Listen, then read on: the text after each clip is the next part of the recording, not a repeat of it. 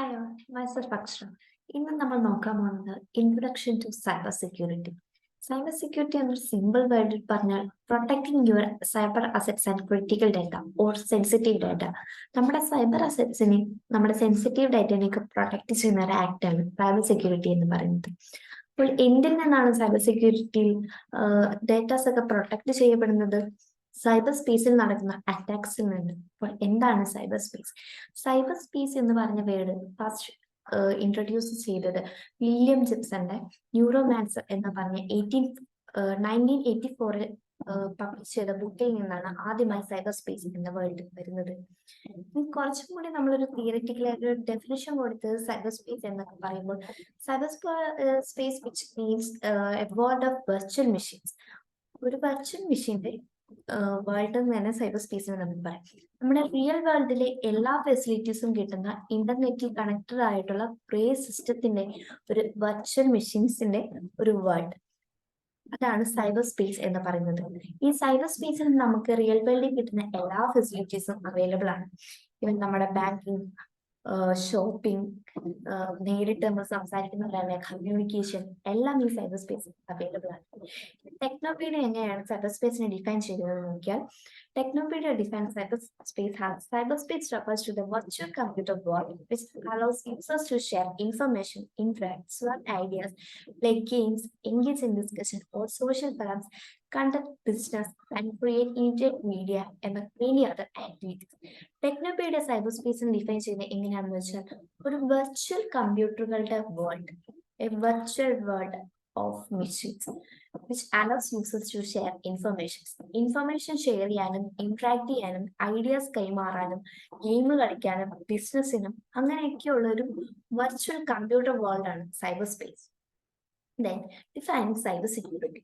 Cyber security define ചെയ്യുമ്പോൾ നമ്മൾ പറഞ്ഞു സൈബർ അറ്റാക്സിൽ നിന്ന് അല്ലെങ്കിൽ എന്തെങ്കിലുമൊക്കെ മലീഷ്യസ് ത്രെഡ്സിൽ നിന്ന് നമ്മുടെ കമ്പ്യൂട്ടറുകളെ, സെർവറുകളെ, മൊബൈൽ ഡിവൈസുകളെ, ഇലക്ട്രോണിക് ഫ്രെയിംവർക്ക് ഓർഗനൈസേഷൻസിലേക്ക് പ്രൊട്ടക്ട് ചെയ്യുന്ന ഒരു ആക്ട് ആണ് സൈബർ സെക്യൂരിറ്റി എന്ന് പറയുന്നത്.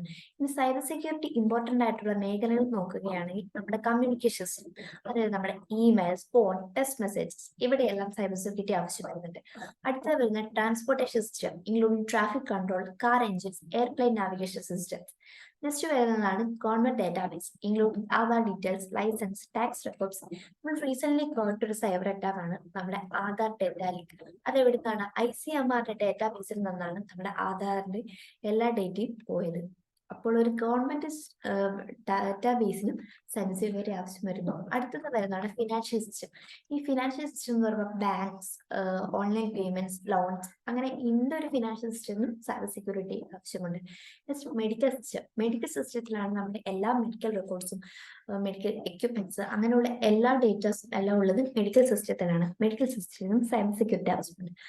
ലാസ്റ്റ് വരുന്നതാണ് എഡ്യൂക്കേഷൻ സിസ്റ്റം. എഡ്യൂക്കേഷൻ സിസ്റ്റത്തിൽ ഓരോ ഇൻഡിവിജ്വലിന്റെ ഓരോ ഡേറ്റ സ്റ്റോർ ചെയ്തിട്ടാണ് എഡ്യൂക്കേഷൻ സിസ്റ്റത്തിലെ ഡേറ്റാബേസ് വരുന്നത്. അപ്പോൾ എഡ്യൂക്കേഷൻ സിസ്റ്റം സൈബർ സെക്യൂരിറ്റി ആവശ്യമുണ്ട്.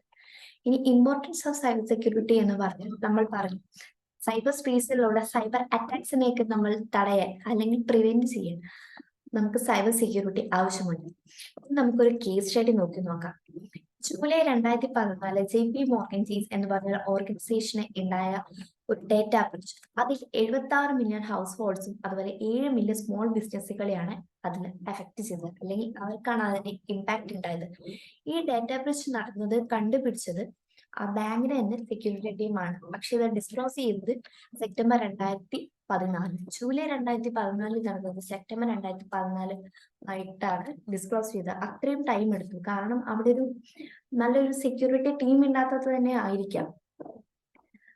അമേരിക്കയിലെ, അതായത് യുഎസിലെ ഒരു ലാർജസ്റ്റ് ബാങ്കാണ് ഇതിന്റെ ഒരു വിക്ടർ. ഇവർക്ക് അവിടെ 90ഓളം ബാങ്കിന്റെ സെർവറുകളിൽ റൂട്ട് പ്രിവിലേജ് കിട്ടുകയും അങ്ങനെ റൂട്ട് പ്രിവിലേജ് കിട്ടി എന്നാണ് റിപ്പോർട്ട് വരുന്നത്. അങ്ങനെ റൂട്ട് പ്രിവിലേജ് കിട്ടിയാൽ അവർക്ക് ആ ഫണ്ട് ഒരാളുടെ അക്കൗണ്ടിലുള്ള ഫണ്ട് ഹാക്കേഴ്സിന്റെ അക്കൗണ്ടിലേക്ക് ട്രാൻസ്ഫർ ചെയ്യാൻ പറ്റും, അതുപോലെ അക്കൗണ്ട് ക്ലോസ് ചെയ്യാൻ പറ്റും. അങ്ങനെയുള്ള റൂട്ട് പ്രിവിലേജ് ആണ് അവർക്ക് കിട്ടിയത്. പക്ഷെ അവർക്ക് അക്കൗണ്ടിലേക്കുള്ള കൂടുതൽ ഡീറ്റെയിൽസ് കിട്ടിയില്ല. പകരം യൂസേഴ്സിന്റെ പേര്, ഫോൺ നമ്പർ, ഇമെയിൽ അഡ്രസ്, അവരുടെ അഡ്രസ്, അങ്ങനെയുള്ള കാര്യങ്ങളിലേക്കാണ് ആക്സസ് കിട്ടിയത്. ഇങ്ങനെ ഈ അഡ്രസ് ഒക്കെ കിട്ടിയിട്ട് എന്താണ് കാര്യം എന്ന് ചിന്തിച്ചാൽ, ഈ അഡ്രസ് അല്ലെങ്കിൽ ഫോൺ നമ്പർ, ഇമെയിൽ നമ്പർ ഒക്കെ വെച്ച് അവർക്ക് ഫിഷിംഗ് അറ്റാക്ക് നടത്താം. അതാണ് അവർ ടാർഗറ്റ് ചെയ്തിരുന്നത്. നെക്സ്റ്റ് നമ്മൾ നോക്കുന്നത് ത്രെഡ്സ് ആൻഡ് വൾനറബിലിറ്റീസ്. അതൊരാദ്യം നമ്മൾ ഡിസ്കസ് ചെയ്യാൻ പോകുന്ന type of hacker. Type of hackers എന്ന് പറഞ്ഞ സ്റ്റെറോഗ്രഫിക്കൽ ഹാക്കർ, അത് എന്ന് പറഞ്ഞാലാണ് ബ്ലാക്ക് ഹാറ്റ് ഹാക്കേഴ്സ്. ഈ ബ്ലാക്ക് ഹാറ്റ് ഹാക്കേഴ്സ് ഹാക്ക് ചെയ്യുന്നത് അവരൊരു ഫിനാൻഷ്യൽ ഗെയിനിന് വേണ്ടി, ഒരു ഇല്ലീഗൽ ഹാക്കേഴ്സ് ആണ് ബ്ലാക്ക് ഹാറ്റ് ഹാക്കേഴ്സ് എന്ന് പറയുന്നത്. അവരുടെ ഒരു ഇന്റൻഷൻ എന്ന് പറഞ്ഞാൽ ഫിനാൻഷ്യൽ ഗെയിൻ, അവർക്കും പൈസ കിട്ടണം എന്നുള്ളൊരു ഇന്റൻഷനോട് ഹാക്ക് ചെയ്യുന്നവരാണ് ബ്ലാക്ക് ഹാറ്റ് ഹാക്കേഴ്സ് എന്ന് പറയുന്നത്. ഇവരൊരു കമ്പനീനെ അല്ലെങ്കിൽ ഓർഗനൈസേഷനെ ഹാക്ക് ചെയ്ത് അവിടുത്തെ ബാങ്ക് റെക്കോർഡ്സ്, അവരുടെ സെൻസിറ്റീവ് ഡാറ്റ ഒക്കെ സ്റ്റീൽ ചെയ്ത് ബ്ലാക്ക് മാർക്കറ്റിൽ വിൽക്കാനെടുത്തു. ഇതാണ് ബ്ലാക്ക് ഹെഡ് ഹാക്കേഴ്സിന്റെ working. Next white head hackers. White head hackers ആണ് ethical hackers, they are legal hackers. അവരൊരു ഓർഗനൈസേഷനെ അല്ലെങ്കിൽ ബിസിനസിനെ സൈബർ ത്രെഡ്സിൽ നിന്ന് സംരക്ഷിക്കാൻ വേണ്ടി വർക്ക് ചെയ്യുന്നവരാണ് വൈറ്റ് ഹെഡ് ഹാക്കേഴ്സ്.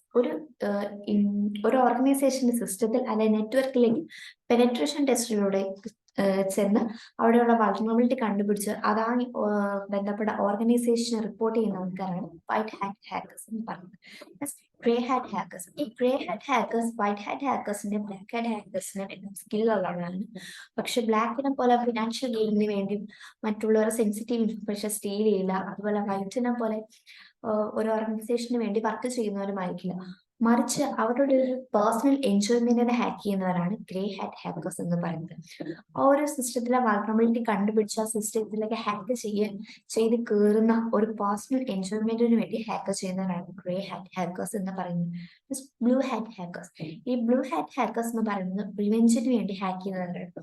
എക്സിസ്റ്റന്റ് ആയിട്ടുള്ള ഒരു മലീഷ്യസ് കോഡ് അല്ലെങ്കിൽ ഒരു മാൽവെയർ അല്ലെങ്കിൽ ഒരു വൈറസ് എടുത്ത് അവരുടേതായ പർപ്പസിന് വേണ്ടി റീകോഡ് ചെയ്ത് ഒരു കമ്പനിയെ അല്ലെങ്കിൽ ഒരു ഓർഗനൈസേഷനെ ടാർഗറ്റ് ആക്കി ഹാക്ക് ചെയ്യുന്നവരാണ് ബ്ലൂ ഹാറ്റ് ഹാക്കേഴ്സ്. അവർ മേ ബി ആ കമ്പനിയിലെ ക്ലയന്റ് ആവാം, എംപ്ലോയി ആവാം, ആ കമ്പനിയുമായിട്ട് വേറെ എന്തെങ്കിലും ബന്ധമുള്ള ആളാവും. അവരൊരു റിവെഞ്ചിന് വേണ്ടി ഹാക്ക് ചെയ്യുന്നവരാണ് ബ്ലൂ ഹാറ്റ് ഹാക്കേഴ്സ് എന്ന് പറയുന്നത്. Red hat hackers. Red hat hackers എന്ന് പറഞ്ഞാൽ അവരൊരു അജണ്ട വൈറ്റ് ഹാറ്റ് ഹാക്കേഴ്സിനെ പോലെ തന്നെയാണ്. പക്ഷെ വൈറ്റ് ഹാറ്റ് ഹാക്കേഴ്സിനെ പോലെ റിപ്പോർട്ട് ചെയ്യുകയൊന്നുമില്ല. പകരം ബ്ലാക്ക് ഹാറ്റ് ഹാക്കേഴ്സിന്റെ ഹാക്കിംഗ് നിർത്താൻ ശ്രമിക്കുന്നവരാണ് red hat hackers. Black hat ഹാക്കേഴ്സിനെ എഗെയിൻസ്റ്റ് ആയിട്ട് ഹാക്ക് ചെയ്യുന്നവരാണ് റെഡ് ഹാറ്റ് ഹാക്കേഴ്സ് എന്ന് പറയുന്നത്. Next green hat hackers. Green hat എന്ന് പറഞ്ഞാൽ ബേബി ഹാക്കേഴ്സ്. സൈബർ വേൾഡിലേക്ക് ഫസ്റ്റ് സ്റ്റെപ്പ് എടുത്തു വെക്കുന്ന ബേബി ഹാക്കേഴ്സ് ആണ് ഗ്രീൻ ഹാറ്റ് ഹാക്കേഴ്സ് എന്ന് പറയുന്നത്. അവരുടെ ഒരു എയിം അല്ലെങ്കിൽ ഒരു മോട്ടീവ് എന്നൊക്കെ പറയുന്നത് അവർക്ക് പഠിക്കണം, ഹാക്കിംഗ് പഠിക്കണം, ഈ സൈബർ വേൾഡിലേക്ക് എത്തണം, സ്ക്രിപ്റ്റിംഗ്, കോഡിംഗ്, ഹാക്കിംഗ് ഇതെല്ലാം പഠിക്കണം എന്നുള്ള എയിമുള്ളവരാണ് ഗ്രീൻ ഹാറ്റ് ഹാക്കേഴ്സ് എന്ന് പറയുന്നത്. നെക്സ്റ്റ് സ്ക്രിപ്റ്റ് കിട്ടി. ഈ സ്ക്രിപ്റ്റ് കിട്ടി എന്ന് പറഞ്ഞ പേര് കേൾക്കുമ്പോഴേ നമുക്കൊരു ഇന്നസെൻസ് തോന്നും. പക്ഷെ അങ്ങനെയല്ല. ഇവരുടെ ഒരു രീതി എന്ന് പറഞ്ഞാൽ വേറൊരാൾ ക്രിയേറ്റ് ചെയ്തിരുന്ന കോഡ്സ് അല്ലെങ്കിൽ സ്ക്രിപ്റ്റ് യൂസ് ചെയ്ത് ഹാക്ക് ചെയ്യുക. ഇവരുടെ ഒരു എയിം എന്നൊക്കെ പറഞ്ഞ് ഒരു പോപ്പുലാരിറ്റി കിട്ടുക, പേര് പ്രശസ്തിക്കും വേണ്ടി ഹാക്ക് ചെയ്യുന്നവർ. പക്ഷെ അവരൊരു പർപ്പസ് പഠിക്കാൻ വേണ്ടിയല്ല, പകരം പേരിനും പ്രശസ്തിക്കും വേണ്ടി ഹാക്ക് ചെയ്യുന്നവരാണ് സ്ക്രിപ്റ്റ് കിട്ടിയ എന്ന് പറയുന്നത്. സ്റ്റേറ്റ്/നേഷൻ സ്പോൺസർഡ് ഹാക്കേഴ്സ്. ഇവരെ ഹയർ ചെയ്യുന്നത് ഗവൺമെന്റ് അല്ലെങ്കിൽ ഗവൺമെന്റ് ആണ് ഇവരെ ഹയർ ചെയ്യുന്നത്. ഇവര് വർക്ക് ചെയ്യുന്നത് എങ്ങനെയാണെന്ന് വെച്ചാൽ ഇതുവരെ ഡിസ്കവർ ചെയ്യാത്ത സെക്യൂരിറ്റി ബഗ്സ് കണ്ടുപിടിച്ച് അത് എക്സ്പ്ലോയിറ്റ് ചെയ്താണ് ഇവർ അറ്റാക്സ് ഒക്കെ നടത്തുന്നത്. ഇവർ ഈ വർക്ക് ചെയ്യുന്നത് ഒരു ഗവൺമെന്റിന് വേണ്ടിയായിരിക്കും, സ്റ്റേറ്റ് അല്ലെങ്കിൽ നേഷൻ ഗവൺമെന്റിന് വേണ്ടിയായിരിക്കും. ഇവർ എന്തിനാണ് ഇങ്ങനെ ഹാക്ക് ചെയ്യുന്നതെന്ന് വെച്ചാൽ മറ്റു ഗവൺമെന്റിൽ നിന്ന് സ്വന്തം ഗവൺമെന്റിനെ രക്ഷിക്കാനും വേറെ ഗവൺമെന്റിന്റെ ഡീറ്റെയിൽസ് സ്റ്റീൽ ചെയ്യാനും അങ്ങനെയൊക്കെയാണ് സ്റ്റേറ്റ് അല്ലെങ്കിൽ നേഷൻ സ്പോൺസർഡ് ഹാക്കേഴ്സ് വർക്ക് ചെയ്യുന്നത്. Next activist.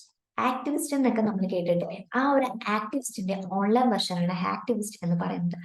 അവർ ഹാക്ക് ചെയ്യുന്നത് എന്തെങ്കിലും പൊളിറ്റിക്കൽ റീസൺസിന്റെ പേരിലായിരിക്കും ഹാക്ക് ചെയ്യുന്നത്. അങ്ങനെയുള്ളവരെയാണ് നമ്മൾ ഹാക്ടിവിസ്റ്റ് എന്ന് വിളിക്കുന്നത്. Malicious code and terminologies. Malicious code എന്ന് പറഞ്ഞാൽ ഒരു മലീഷ്യസ് കണ്ടന്റ് അല്ലെങ്കിൽ ഒരു മാൽവെയർ ഒക്കെയാണ് മലീഷ്യസ് കോഡ് എന്ന് നമ്മൾ പറയുന്നത്. ഇത് ഒരു അൺസസ്പെക്ടഡ് ആയിട്ടുള്ള കസ്റ്റമറുടെ ഫ്രെയിംവർക്കിലേക്ക് അല്ലെങ്കിൽ ഡേറ്റാബേസിലേക്ക്, നെറ്റ്വർക്കിലേക്കൊക്കെ പെനട്രേറ്റ് ചെന്ന് കയറി അവിടെ എക്സ്പ്ലോയിറ്റ് ചെയ്യാൻ പറ്റുന്ന ഒരു തരം കോഡാണ് മലീഷ്യസ് കോഡ് എന്ന് പറയുന്നത്. ഈ മലീഷ്യസ് കോഡിനെ നമ്മൾ മലീഷ്യസ് കണ്ടന്റ് അല്ലെങ്കിൽ മാൽവെയർ എന്ന് പറയുന്നു. ഈ അറ്റാക്ക് ഡിസ്പാച്ച് ചെയ്യുന്ന വേരിയസ് മെത്തേഡിലാണ്. വൈറസിന്റെ ഫോമിലായിരിക്കാം, വോം ആയിരിക്കാം, സ്ക്രിപ്റ്റ് അറ്റാക്സ് ആയിരിക്കാം, ബാക്ടോർ ആയിരിക്കും, ആക്റ്റീവ് കണ്ടന്റ് അല്ലെങ്കിൽ ട്രോജൻ ഹോസ്റ്റ്. ഏതൊരു ഫോമിലും ഈ അറ്റാക്ക് പെർഫോം ചെയ്യുന്നതാണ്. നെക്സ്റ്റ് വരുന്നത് ഈ ഒരു അറ്റാക്കിന്റെ പർപ്പസ് നോക്കുകയാണെങ്കിൽ ഇൻഫർമേഷൻ സ്റ്റീൽ ചെയ്യുക, ഫിനാൻഷ്യൽ ബെനിഫിറ്റ്സിന് വേണ്ടി ഇൻഫർമേഷൻ സ്റ്റീൽ ചെയ്യാൻ, അതുപോലെ സെർവറിന് എന്തെങ്കിലും പ്രശ്നം വരുത്താൻ വേണ്ടി, അല്ലെങ്കിൽ ഒരു കോർപ്പറേഷൻ ആ ഒരു കോർപ്പറേഷൻ വർക്ക് ചെയ്യുന്ന ഡിസാറ്റിസ്ഫൈഡ് ആയിട്ട് ഒട്ടും സാറ്റിസ്ഫൈഡ് അല്ലാത്ത ഒരു എംപ്ലോയി ആ കോർപ്പറേഷനെതിരെ റിവെഞ്ച് ചെയ്യാൻ വേണ്ടി ഹാക്ക് ചെയ്യുന്നു, അല്ലെങ്കിൽ എന്തെങ്കിലും terror enforce a terror attack such as holding of government agency digital property. ഒരു ഗവൺമെന്റ് ഏജൻസിയുടെ ഡിജിറ്റൽ പ്രോപ്പർട്ടി ഹോൾഡ് ചെയ്തുകൊണ്ട് എന്തെങ്കിലും ടെറർ അറ്റാക്കിനെ എൻഫോഴ്സ് ചെയ്യുക, അങ്ങനെയൊക്കെയാണ് മനുഷ്യ സ്ക്വാഡ് അറ്റാക്കേഴ്സിന്റെ പർപ്പസ് എന്ന് പറയുന്നത്. നെക്സ്റ്റ് നമ്മൾ പറയാൻ പോകുന്നത് വൈറസ്. എന്താണ് ഒരു കമ്പ്യൂട്ടർ വൈറസ്? കമ്പ്യൂട്ടർ വൈറസ് എന്ന് പറയുന്നത് ഒരു മലീഷ്യസ് സോഫ്റ്റ്വെയർ ആണ്. അതൊരു ഫയലിൽ നിന്ന് മറ്റൊരു ഫയലിലേക്ക് സെൽഫ് ആയിട്ട് റിപ്ലിക്കേറ്റ് ചെയ്തുകൊണ്ടേയിരിക്കും. അതിന്റെ ഒരു ഗോൾ എന്ന് പറയുന്നത് റെക്കോർഡ്സ് ഡിലീറ്റ് ചെയ്യുക, പാസ്വേഡ്സ് സ്റ്റീൽ ചെയ്യുക, അതുപോലെ ഡോക്യുമെന്റ്സ് ഒക്കെ റെൻഡർ ചെയ്യുക, കോണ്ടാക്ട് സ്പാമിങ്, അങ്ങനെയൊക്കെയാണ് അതിന്റെ ഒരു ഗോൾസ് എന്ന് പറയുന്നത്. Without the knowledge of content of a user or administration, the virus allows someone to spread the infection consequentially or unknowingly. ഒരു പ്രോപ്പർ നോളജ് ഇല്ലാത്ത ഒരാളുടെ സിസ്റ്റത്തിലാണ് ഈ ഒരു വൈറസ് എത്തിയെങ്കിൽ അത് സ്പ്രെഡ് ആവാൻ വളരെ നല്ല ചാൻസ് ഉണ്ട്. ഇനി അടുത്തത് നമ്മൾ നോക്കാൻ പോകുന്നത് ഇതെങ്ങനെയാണ് കെയർ പറ്റുന്നത്.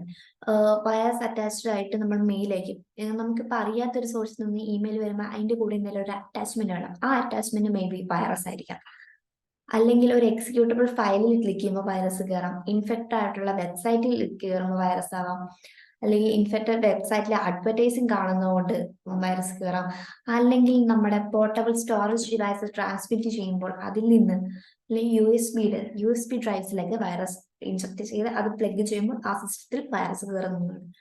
നെക്സ്റ്റ് നമ്മൾ നോക്കുവാണെങ്കിൽ അതെന്ന് പറഞ്ഞാലും ഒരു ടൈപ്പ് ഓഫ് മാൽവെയർ ആണ്. അതൊരു പി സിയിൽ നിന്ന് ഒരു നെറ്റ്വർക്കിൽ കണക്ട് ചെയ്തേക്കുന്ന, പി സി ആയിക്കോട്ടെ ഏതൊരു ഡിവൈസും ആയിക്കോട്ടെ, നെറ്റ്വർക്കിൽ കണക്ട് ചെയ്തേക്കുന്ന ഏതൊരു ഡിവൈസ്, ഇപ്പോൾ ഒരു ഫോർ എക്സാമ്പിൾ നമുക്ക് പി സി തന്നെ എടുക്കാം.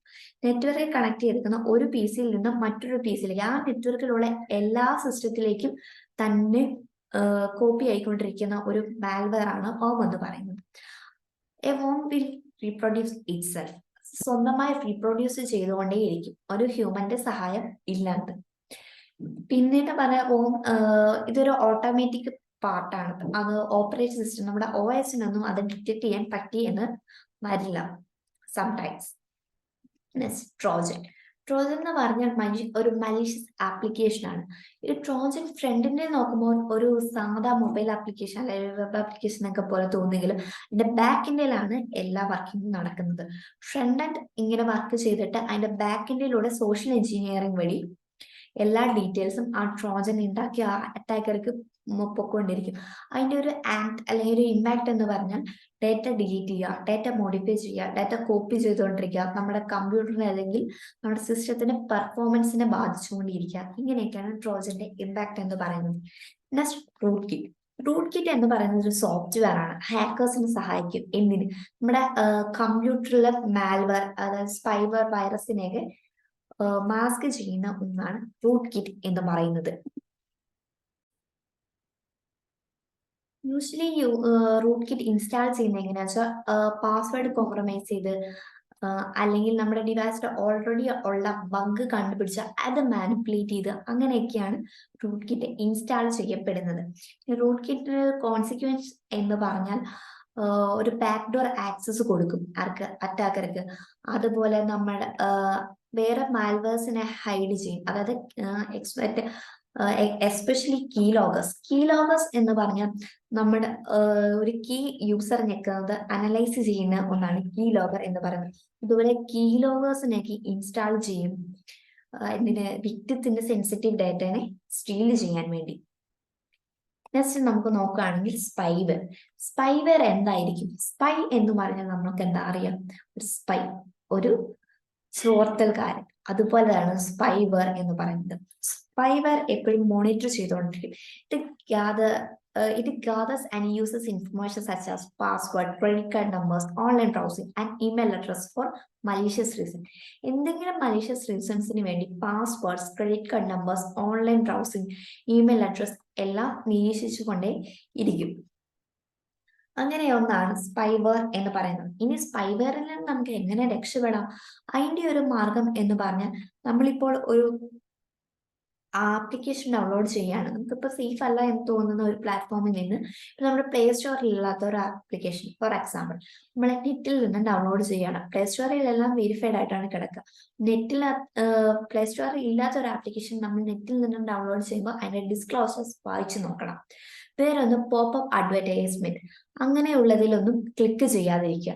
അതുപോലെ സോഫ്റ്റ്വെയർസും ആപ്ലിക്കേഷൻസും പ്രോപ്പറായി അപ്ഡേറ്റ് ചെയ്ത് വെക്കുക. Next, ransomware. നമ്മളൊക്കെ കുറച്ചു പേരെല്ലാം കേട്ടിട്ടുണ്ടായിരിക്കും ഇങ്ങനെ ഒരു അറ്റാക്ക്. നമ്മുടെ കമ്പ്യൂട്ടറിൽ കയറി പറ്റി കമ്പ്യൂട്ടറിലെ അല്ലെങ്കിൽ സിസ്റ്റത്തിലെ എല്ലാ ഡേറ്റയും എൻക്രിപ്റ്റ് ചെയ്യും ഹാക്കേഴ്സ്. എന്നിട്ട് അത് ഡീക്രിപ്റ്റ് ചെയ്യണമെങ്കിൽ ഹാക്കേഴ്സ് ചോദിക്കുന്ന പണം നമ്മൾ അവർക്ക് പേ ചെയ്യണം, എന്നാൽ ഡീക്രിപ്റ്റ് ചെയ്തു തരാം എന്ന് പറയും. അതുപോലെ നമ്മുടെ കമ്പ്യൂട്ടറിൽ കയറി പറ്റി കമ്പ്യൂട്ടറിലെ എല്ലാ ഡേറ്റയും എൻക്രിപ്റ്റ് ചെയ്യുന്ന ഒരു മാൽവെയർ ആണ് റാംസംവെയർ എന്ന് പറയുന്നത്. ഇപ്പൊ നമ്മൾ ശ്രദ്ധിക്കുകയാണെങ്കിൽ ആദ്യത്തെ റാംസംവെയർ അറ്റാക്ക് നടന്നത് 1980s. അപ്പോൾ ആ പേയ്മെന്റ് നടത്തിയത് സ്നേൽ മെയിൽ എന്ന് പറഞ്ഞൊരു മെത്തേഡിലൂടെ. ഇപ്പോഴൊക്കെ റാംസംവെയർ റൈറ്റേഴ്സ് എങ്ങനെയാണ് പേയ്മെന്റ് റിക്വസ്റ്റ് ചെയ്യുന്നത് വെച്ചാൽ ക്രിപ്റ്റോ കറൻസിയുടെ രൂപത്തിലാണ്.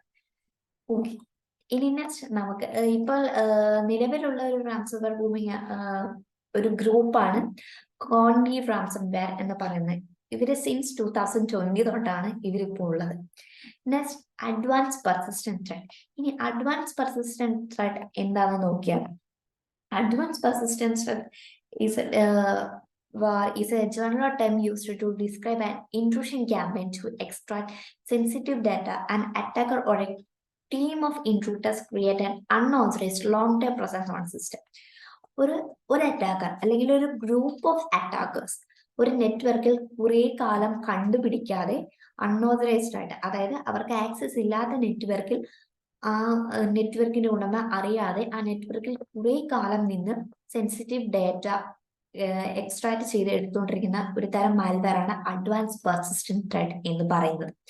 അത് യൂഷ്വലി ടാർഗറ്റ് ചെയ്യുന്നത് വലിയ വലിയ കോർപ്പറേഷനുകളെ, ഗവൺമെന്റ് നെറ്റ്വർക്കുകളെ ഒക്കെയാണ്. അത് എന്തിനാന്ന് വെച്ചാൽ അവരുടെ ഇൻഡിവിജ്വൽ പ്രോപ്പർട്ടീനെ തെഫ്റ്റ് ചെയ്യാൻ, അതുപോലെ പേഴ്സണൽ ഇൻഫർമേഷൻസ് കോംപ്രമൈസ് ചെയ്യാൻ, എന്തെങ്കിലും ഒരു ഡാറ്റാബേസ് ഡിലീറ്റ് ചെയ്യാൻ, അല്ലെങ്കിൽ ആ ഒരു വെബ്സൈറ്റിന്റെ ഫുൾ ടേക്ക് ഓവറിന് വേണ്ടിയാണ് അവർ അഡ്വാൻസ് പെർസിസ്റ്റന്റ് ത്രെഡ് എന്ന് പറഞ്ഞ മാൽവെയർ അറ്റാക്കേഴ്സ് യൂസ് ചെയ്യുന്നത്.